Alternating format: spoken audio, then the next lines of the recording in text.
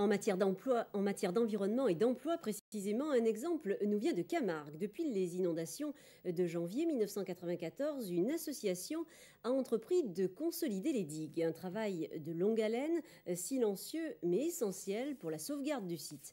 Les casques verts fonctionnent grâce à des subventions du ministère du Travail, de l'Environnement et de la région. Ce sont les principaux bailleurs de fonds. Inquiétude en cette fin d'année, l'un des partenaires ne veut pas ou ne peut plus s'engager financièrement. Yves Gerbeau, Guy Battini. C'est pêcheur professionnel. Alors vous êtes ici maintenant sur les digues. En quoi consiste exactement votre travail? Notre travail consiste à nettoyer les digues pour découvrir les trous de blaireaux, de renards.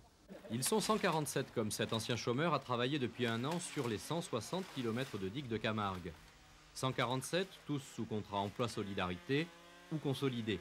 L'association a embauché tous ses salariés en faisant appel à la NPE. Elle assure leur formation et leur permet surtout de retrouver un statut social.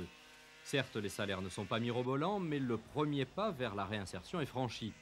Problème, les casques verts, digues de Camargue, risquent de mettre la clé sous la porte.